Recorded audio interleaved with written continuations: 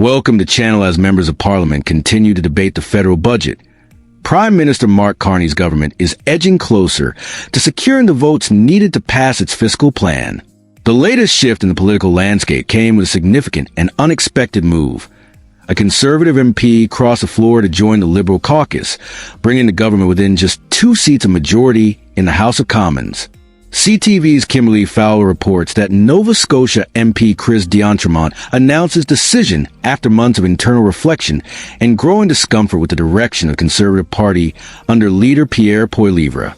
According to D'Entremont, the gap between his values and those of the party had widened to the point where he no longer felt aligned with the caucus he had been part of since his first election in 2019.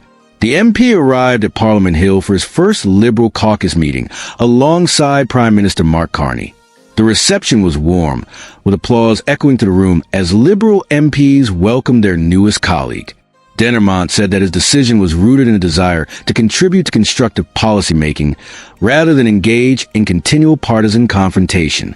Identify himself as a red Tory, a traditionally moderate, socially progressive, fiscally responsible conservative, D'Entremont explained that he believed the Liberal government offered a more pragmatic and solutions-driven approach during a challenging moment for the country.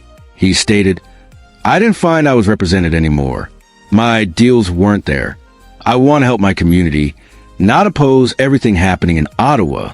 While Liberals celebrated the move as a sign of growing confidence in the new government, the reaction across the aisle was swift and critical.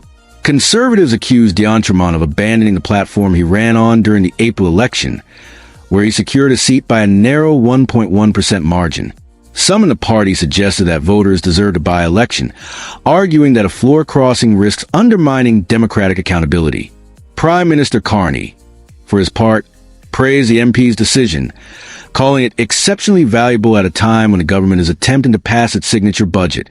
A budget Carney is framed as essential for adapting to a rapidly changing global environment. That Carney's fiscal plan includes major investments in national defense, energy transition, housing, advanced manufacturing, and innovation.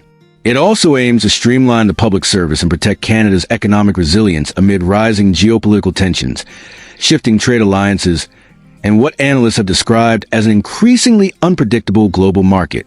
Carney argues that the budget is not just a financial document, but a long-term blueprint designed to safeguard the country's stability over the next decade. Government officials emphasize that Canada must modernize quickly to remain competitive as global powers tighten economic policies, impose new tariffs, and reshape supply chains. Critics, however, say the spending increases will drive up deficits and burden future generations. Carney counters that strategic investment is necessary, warning that doing nothing is the riskiest option in today's world.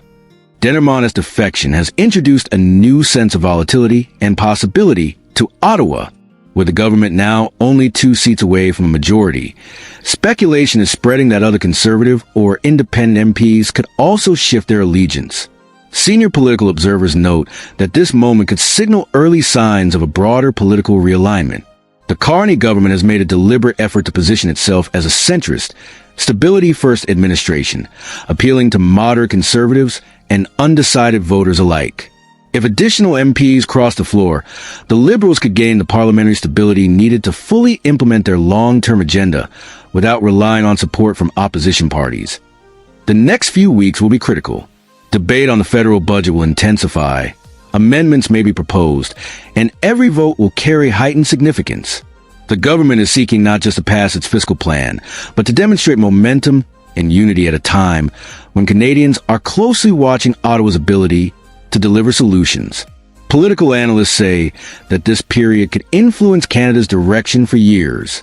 The combination of a high-stakes budget, a shifting political landscape, and the possibility of further defections has injected a new level of uncertainty and anticipation into federal politics.